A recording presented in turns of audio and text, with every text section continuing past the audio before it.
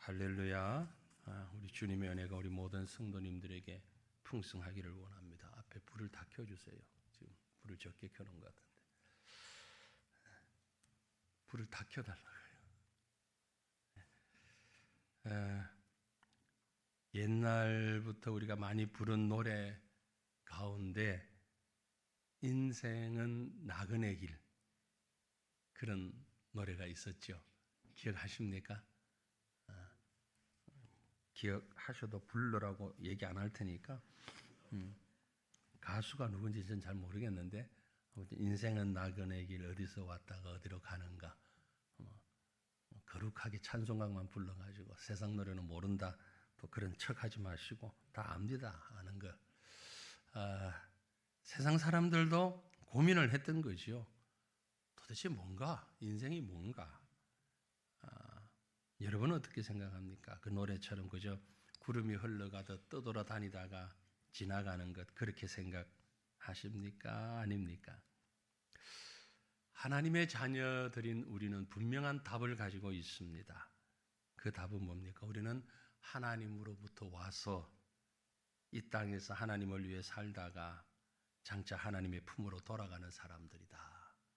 그런 진리를 알고 있습니다. 사도 바울은 이런 하나님의 절대적인 주권을 인생은 토기장이와 또 그 진흙과 같다. 어쩌면 지금 보여드린 사진이 오늘 설교를 다 표현하고 있다. 그렇게 볼 수 있을는지 모릅니다. 인생이 뭐냐? 토기장이와 그가 만지는 진흙이다. 그런 거죠. 하나님은 토기장이시고 인생은 진흙과 같다는 겁니다. 오늘 우리가 읽은 본문 말씀이 바로 그 말씀을 하고 있습니다. 우리 삶의 시작과 과정과 목표와 그리고 마지막까지 다 하나님의 손에 있다. 그런 얘기죠. 어릴 때 들었던 유머가 하나 생각납니다. 하나님께서 인간을 만드실 때 진흙으로 만들어가지고 가마에 넣고 구웠는데 처음에 시간 조절 잘못해서 너무 많이 구워가지고 흑인이 되고 그 다음에는 아이고 안 되겠구나, 시간을 줄였는데 좀 설익어 가지고 백인이 되고 적당하게 구운 게 황인이다. 말도 안 되는 얘기지만, 그리고 혹시 또 유색 인종 차별에 대한 얘기 뭐 이렇게 시비를 걸면 할 말이 없습니다. 그런 의미는 전혀 아니고 그저 우스개 얘기로 지나가면서 한 가지 거기에서 중요한 것, 다 하나님의 주권에 달려 있다. 그게 뭐 까맣든 하얗든 간에 하나님의 주권에 달려있다. 그렇게 볼 수 있습니다.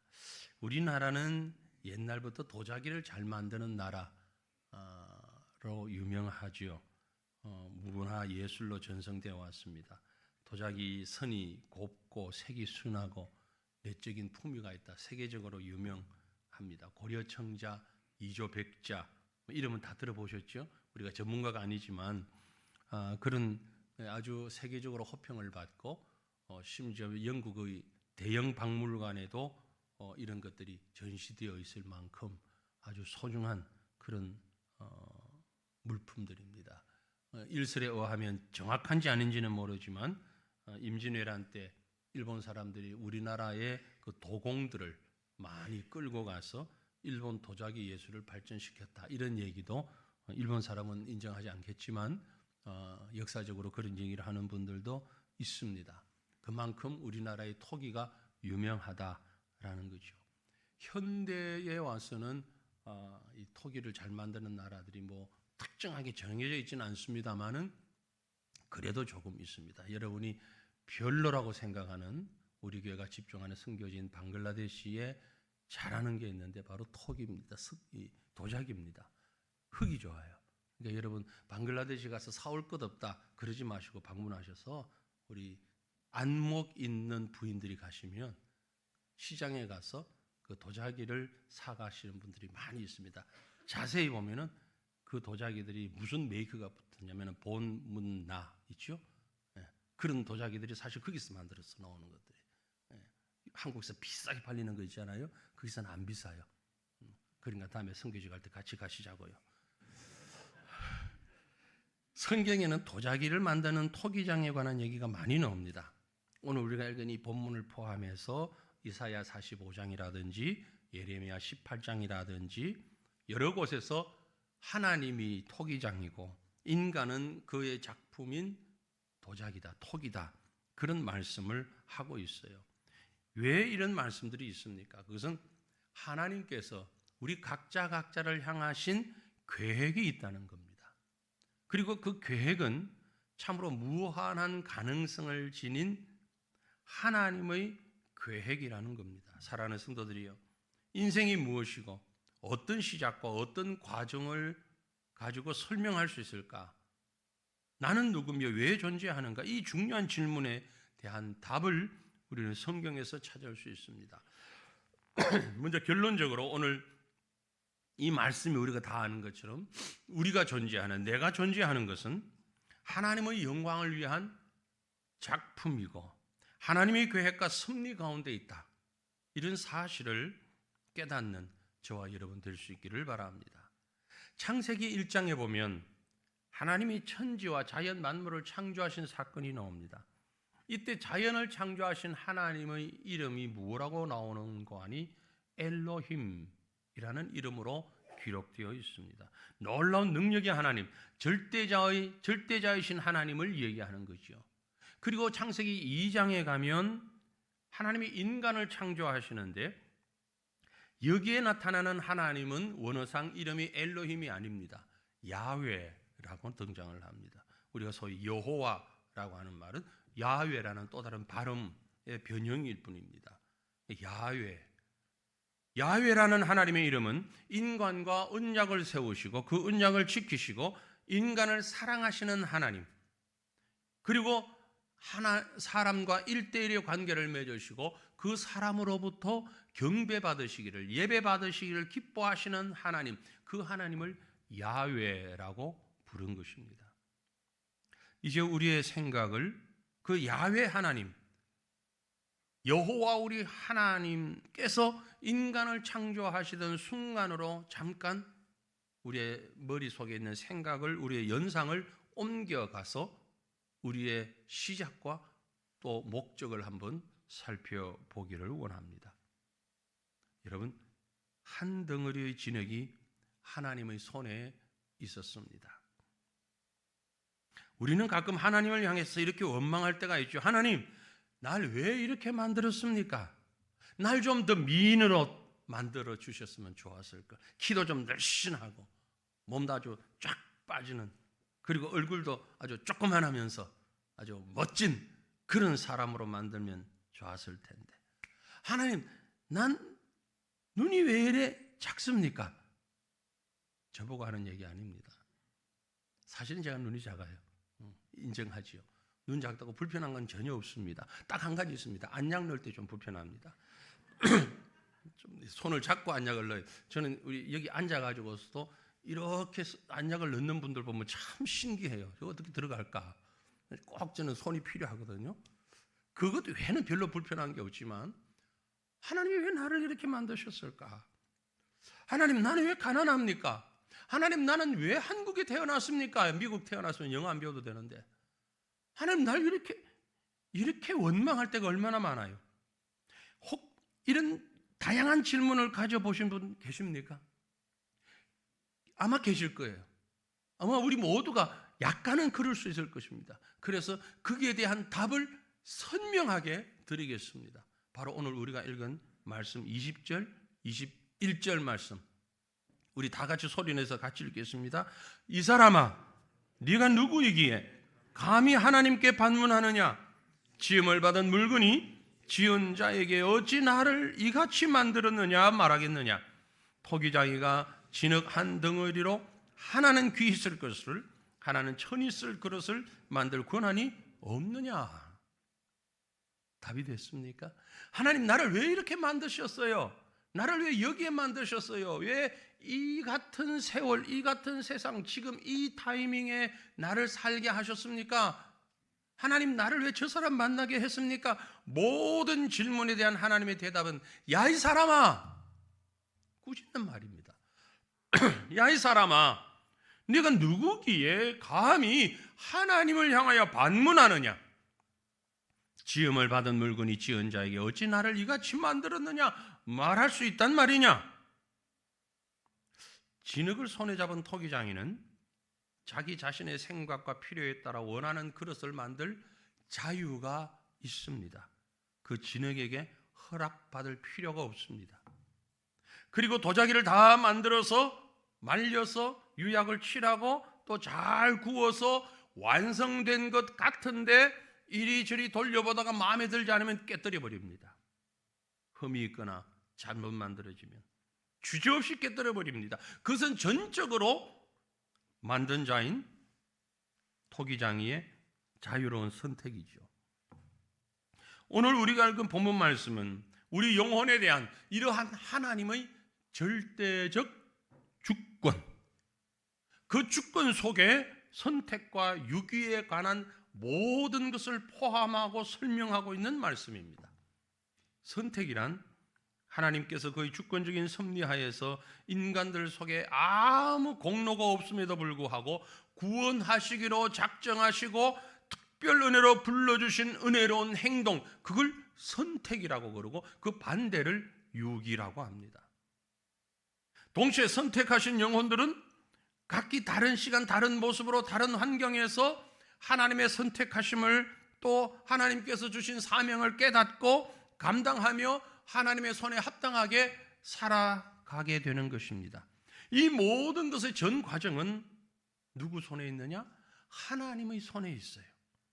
마치 토기장의 손에 쥐어진 한 덩어리의 진흙과 같은 것입니다. 이 진흙에서 어떤 모양의 토기가 나올 것인지 도자기가 나올 것인지 그건 전적으로 하나님의 손에, 하나님의 의지에 달려 있습니다. 이런 하나님의 의지는 단순히 만드는 순간만이 아니에요. 지금 이 순간도 아버지이신 우리 하나님은 우리에게 그 하나님의 형상을 닮아가도록 우리를 부르실 뿐만이 아니라 계속해서 다듬어 가시고 훈련시켜 가십니다. 오늘 저와 여러분은 완성된 도자기가 아닙니다. 하나님의 방법으로 만들어 가시는 과정입니다. 세상의 도자기는 한번 굽고 나면 바꿀 수는 없지만 하나님이 만드시는 도자기는 계속해서 바꾸어 갈 수 있는 그런 도자기인 것 같습니다.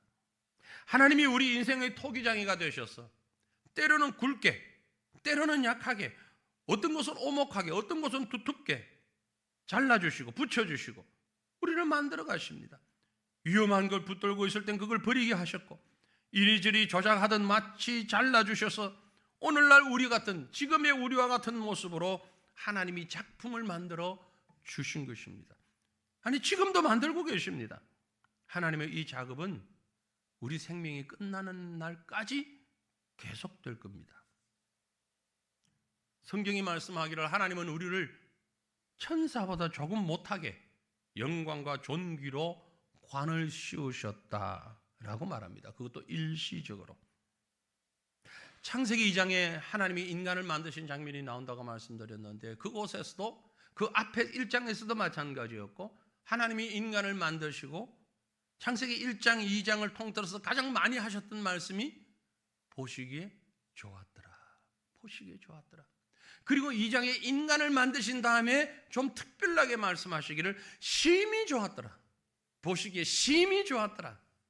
하나님의 좋은 감정을 적나라하게 솔직하게 그대로 다 드러내셨습니다. 예레미야 선지자가 한 번은 토기장이 집을 방문했습니다. 가보니 토기장이가 진흙 한 덩어리로 자기 마음대로 그릇을 만들고 만들다 마음에 안 들면 부숴버리고 또 만들고 이런 모습을 보았습니다. 예레미야가 하나님께 반문했습니다. 하나님, 왜 저에게 이것을 보여주십니까? 그랬더니 하나님의 대답이 오늘 좀 전에 우리가 읽었던 말씀과 아주 유사한 대답을 하셨습니다. 우리는 분명히 로마서 말씀을 읽었잖아요. 그런데 예레미야서 18장 6절에 보면 비슷한 말씀을 하십니다. 여호와의 말씀이 이스라엘 족속아 이 토기장이가 하는 것 같이 내가 능히 너희에게 행하지 못하겠느냐. 이스라엘 족속아 진흙이 토기장의 손에 있음 같이 너희가 내 손에 있느니라. 사랑하는 성도들이여, 우리는 하나님의 절대 주권에 의한 삶을 살고 있다는 사실을 믿으시길 바랍니다. 이 귀한 사실로 인하여 감사하는 믿음의 사람으로 살아가는 저와 여러분 되시기를 주님 이름으로 축원합니다. 불평불만하지 마십시다. 하나님이 우리를 적절하게 만드셨습니다. 그러므로 우리는 만들어진 토기는 주인이신 토기장이의 선하신 목적대로 사용되어야 할 것입니다. 내 마음대로 쓰여지는 것이 아니라 우리를 만드신 주인의 목적에 맞게 쓰여져야 되는 것입니다. 저와 여러분은 하나님의 형상을 따라 지음받은 피조물인 것을 우리는 믿습니다.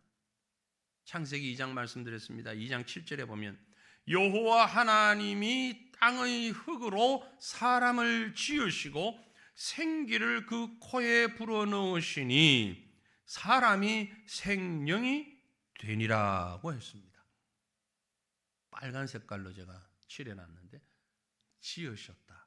정확하게 말하면 하나님의 인간 창조를 얘기할 때에 다른 창조와는 조금 다른 단어를 썼습니다. 표현했습니다. create가 아닌 영어로 formed, 조성했다, 구성했다. 물론 흙을 가지고 만들었기 때문에 그렇죠. 하지만 이 formed라는 말에는, 지으셨다라는 말에는 흙을 가지고 만드셨는데 그게 첨가되어진 것이 하나님의 형상이죠. image, 다른 말로 본입니다. 본. 하나님의 모델, 하나님의 본을 따라 하나님의 속성을 모델로 삼아서 그 특별한 하나님의 모습을 모델로 해서 만들어진 것이 바로 인간이다 라는 겁니다. 천지를 창조하실 때는 말씀으로 창조하셨습니다. 빛이 생겨라, 하늘이 갈라져라, 말씀으로 하셨어요. 하지만 마지막 인간을 창조하실 때는 하나님의 모양을 빚어서 포밍해서 만드셨다라는 겁니다. 이것이 하나님의 이미지, 즉 하나님의 형상, 하나님의 사랑, 하나님의 정성, 하나님의 지혜, 모든 것이 총동원되어져서 만들어진 존재가 인간이라는 말입니다. 왜 하나님은 사람을 이렇게 별도로 정성을 쏟아 만드셨을까?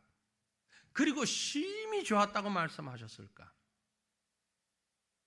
그것은 이 사람을 통해서 다른 피조물과는 다른 사람만을 통해서 꼭 하고 싶으신 일이 있으셨던 겁니다. 사람에게만 특정될 수 있는 목적이 있었다는 거죠. 그 목적이 뭐냐? 에베소서 2장 10절이 답해주고 있습니다. 우리는 그가 만드신 바라 그리스도 예수 안에서 선한 일을 위하여 지으심을 받은 자니, 이 일은 하나님이 전에 예비하사 우리로 그 가운데서 행하게 하려 하심이라. 우리는 무엇을 위해서 지음받았다? 선한 일을 위하여 지음받았다. 선한 일이라는 게 뭡니까? 착한 일? 아니에요. 좋은 일? 그 뜻이 아니에요. 성경이 얘기하는 선한 일은 하나님이 하고 싶으신 일, 하나님이 하고자 하시는 바로 그 일. 절대 선은 뭡니까? 하나님이에요. 하나님의 뜻이에요. 하나님이 원하시는 그게 최고의 선이에요. 그래서 예수 안에서, 내 마음대로가 아니고 예수 안에서 하나님이 원하시기를 기뻐하시는 그 일을 하도록 만드신 특별한 존재가 있으니 그게 바로 사람이다, 우리다 라는 얘기입니다. 우리가 다른 동물과 분명히 다른 점이 많이 있습니다. 물리적으로 이렇게 지혜, 정적으로 이렇고 정서적으로 그 다 있지만, 그리고 영혼이 있다 없다 그것도 있지만, 근본적으로 우리는 하나님이 기뻐하시는 일을 하도록 만들어진 존재. 사랑스러운 우리 집에 뽀삐, 강아지, 하나님이 기뻐하시는 일을 할 필요가 없어요. 걔는 주인이 좋아하는 일만 하면 되는 겁니다. 꼬리만 잘 흔들고 말 잘 듣고, 그렇죠? 모든 짐승, 모든 동물은 사람이 원하는 목적대로 존재하고 살다가 세상을 떠나도 아무 문제 없어요. 하지만 저와 여러분, 우리 사람에게는 하나님이 원하시는 일을 하도록 만들어진 목적이 있다는 거죠. 그 말을 뒤집어 놓으면 그렇게 살지 않으면 무엇과 같다? 동물과 같다. 하나님이 원하시는 것이 무엇이며 하나님이 기뻐하시는 것이 무엇인가를 깨닫지 않고 찾지 않고 그 일을 행하지 않는다면 그 삶은 동물과 같다. 바로 그 말씀을 하고 있는 겁니다. 그러므로 사랑하는 성도들이여, 우리가 여기서 분명히 고백해야 할 것이 있습니다. 내가 이제까지 나를 주장했던 주인의식을 버리기를 바랍니다. 나의 주인은 누굽니까? 하나님입니다. 우리 한번 같이 합시다. 나는 내 삶의 주인이 아닙니다. 내 것은 아무것도 없습니다. 나는 내 마음대로 살 수 없습니다. 그럼 어떻게 살아야 됩니까? 하나님이 원하시는 대로 살아야 하는 것입니다. 내 소유권도 내 생존권도 다 그분 앞에 드리고 하나님의 사람으로 하나님의 다스림을 기다리며 하나님이 원하시는 삶을 살아가는 저와 여러분 되시기를 바랍니다. 사람은 다 목적을 가지고 태어난다 그러죠. 우리가 정말 고귀한 인격을 가지고 있습니다. 하나님의 작품이라고 합니다. 소중한 존재라고 합니다. 아무리 허물이 많고 약점이 많고 가난하고 배운 게 없고 무슨 얘기를 해도 사람은 존귀합니다. 맞습니까? 아무리 어떤 조건이 좋지를 못해도 사람은 존귀해요. 하나님 보시기에 온 천하보다 바꿀 수 없는 소중한 존재가 바로 사람입니다. 그렇다면 그렇게 귀한 사람이 무슨 역할을 해야 합니까? 본래의 역할을 해야 합니다. 본래 역할을 해야죠. 전혀 다른 얘기 같지만 다른 얘기가 아닌데, 우리 옛 속담에 부뚜막의 소금도 그 다음 뭐죠? 넣어야 짜다. 그 말이 무슨 의미입니까? 아무리 귀하건 천하건 어떤 존재건 그게 제 역할을 감당하는 곳에 가서 쓰여져야 귀하다라는 얘기죠. 소금이 많이 있으면 뭐합니까? 이게 음식에 적절량이 들어갔을 때에 귀한 것이죠. 사람이 귀합니다. 너무너무 소중합니다. 그러나 사람 자체만으로, 우리의 존재만으로 우리가 소중하지만 그걸로 가치를 다 발휘하지는 않습니다. 만약 우리 인간이 소금이라면 이 소금이 어디엔가 들어가서 역할을 해야 합니다. 그 역할을 해야 할 곳이 어디입니까? 바로 하나님이 원하시는 일이에요. 하나님의 뜻이에요. 그곳에 들어가서 쓰여질 때에 귀한 인생이 되는 겁니다. 작품이 되긴 했는데 전혀 사용하지 않는다면 쓸모없는 게 됩니다. 베토벤이나 모차르트나 핸델이나 이런 분들이 남긴 음악 작품이 너무너무 참 대단한 대작들이죠. 귀하죠. 그러나 그 음악이 연주가 되어지지 않고 종이에 악보로만 남아있다면 쓰레기입니다. 아무 필요 없습니다. 그 악보대로 연주가 되어질 때에 대작의 가치가 나타날 수 있는 거죠.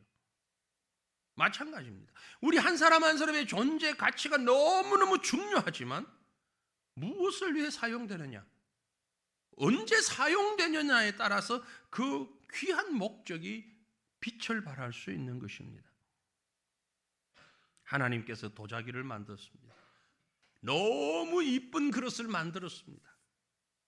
그런데 엄청나게 비싼 그릇을 사와가지고, 시장에서 사와가지고, 뭐 얼마나 돼야 엄청나게 비쌀지 모르지만 아무튼 엄청나게 비싼 도자기를 사와가지고 사무실에 갖다 놓고 쓰레기를 거기에 담는다면 그건 쓰레기통입니다. 그렇잖아요.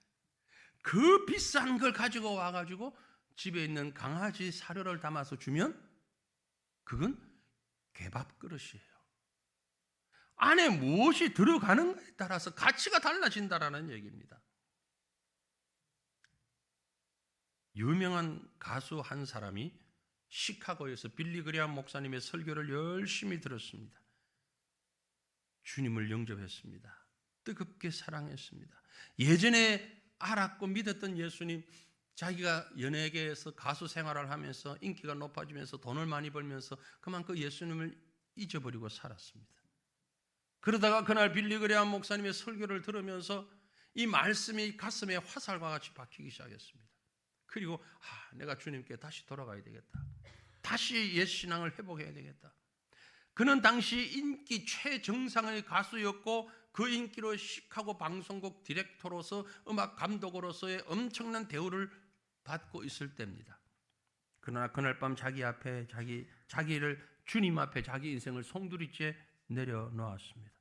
집으로 돌아와서 자기 생애를 주님 앞에 드리기로 결단하고 헌신하고 감격하면서 주님이 주신 은사를 가지고 곡을 썼습니다.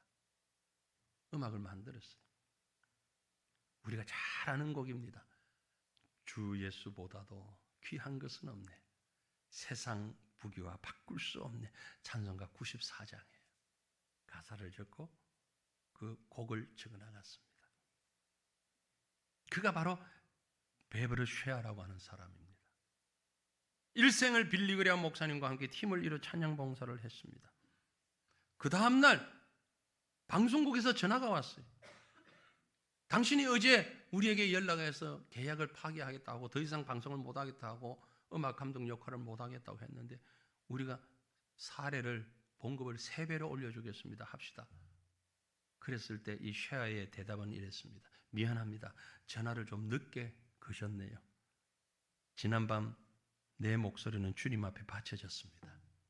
앞으로 내 인생은 하나님께 영광 돌리는 거룩한 삶으로 살아갈 뿐입니다. 거절했다고 합니다.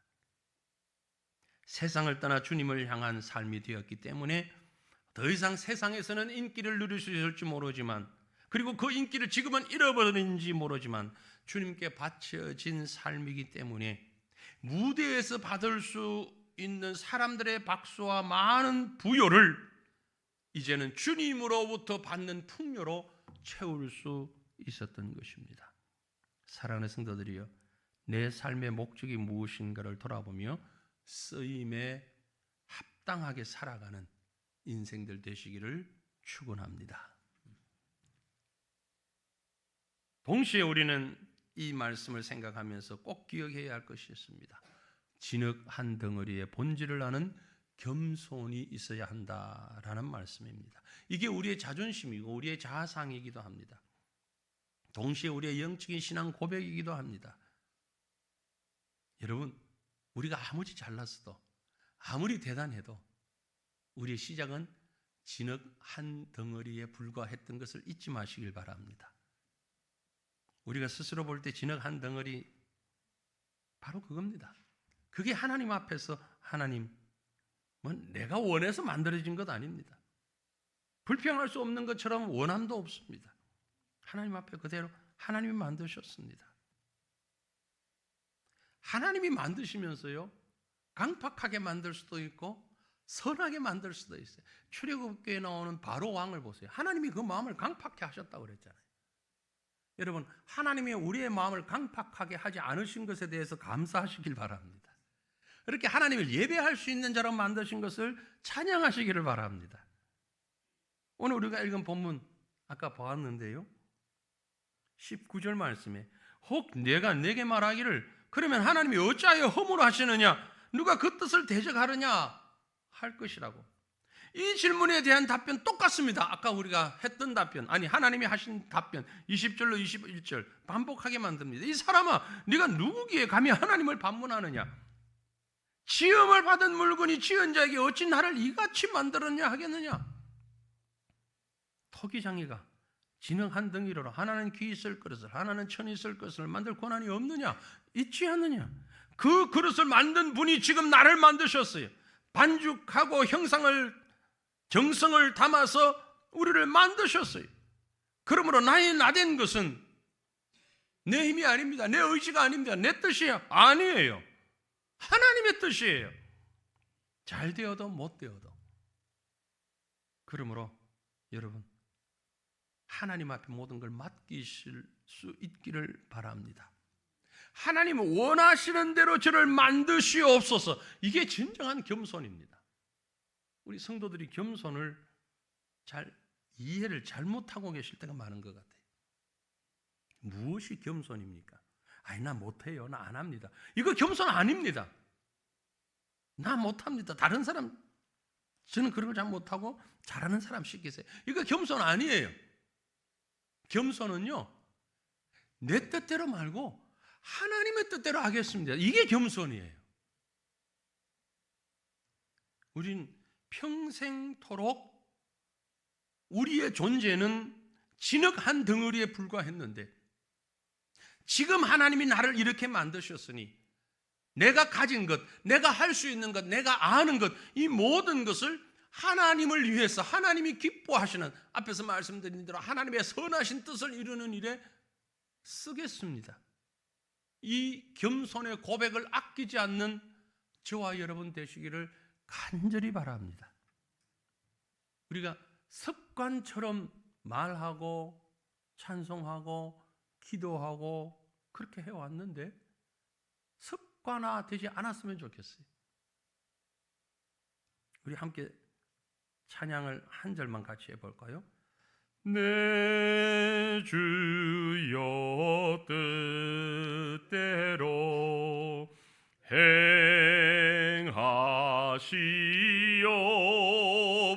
행하시옵소서.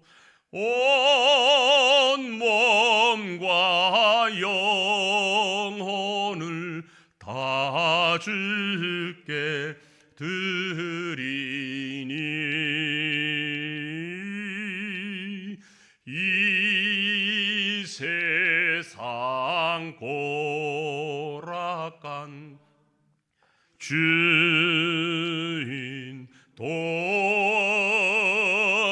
도시고 날 주관하셔서 뜻대로 하옵소서. 날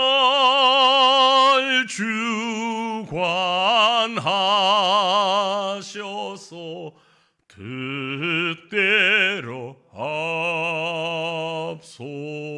하옵소서. 아멘. 아멘. 날 주관하셔서 뜻대로 하옵소서.